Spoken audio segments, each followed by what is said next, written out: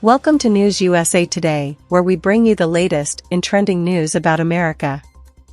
If you are new to our channel, please hit the subscription button and turn on the bell icon to get our latest updates.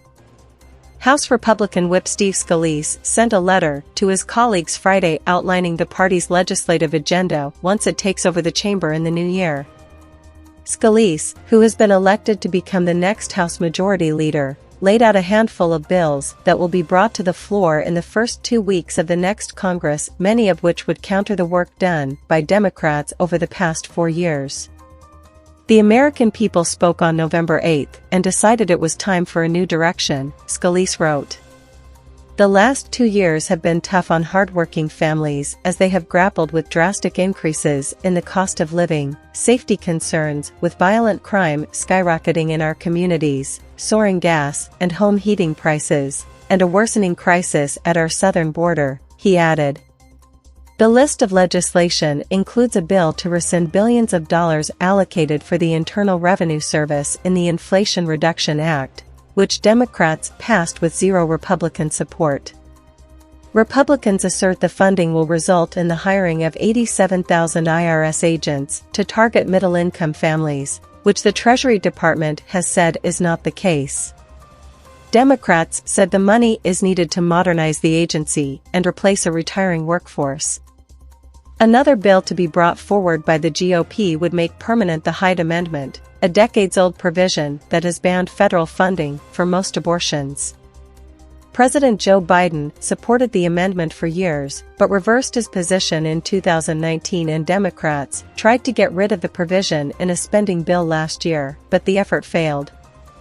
According to Scalise, the GOP will also bring forward separate legislation to establish a China Select Committee, block non-emergency drawdowns from the Strategic Petroleum Reserve, and give the Department of Homeland Security Secretary power to turn away migrants at the border absent operational control. While Republicans are set to take back control of the House for the first time since 2018 next week, many of the measures are likely to face an uphill in the Democrat-controlled Senate. In the letter, Scalise also encouraged his colleagues to vote for Representative Kevin McCarthy for Speaker on January 3. McCarthy's bid to become the chamber's leader has been complicated by opposition from a group of hardline conservatives who say the California congressman isn't doing enough to push back against Democrats, especially after the GOP's disappointing performance in the midterm elections. Official business in the House, including establishing committees, holding votes, and seating members, will not be able to start until a new speaker is elected. Scalise told his colleagues that he recognizes that it will take time for committees to get established in the new Congress, but said the bills that he plans to bring forward first are ready-to-go legislation. These common-sense measures will address challenges facing hard-working families on issues ranging from energy, inflation, border security, life, taxpayer protection, and more, the congressman wrote. They should garner wide support and provide an indication of our bold agenda to come.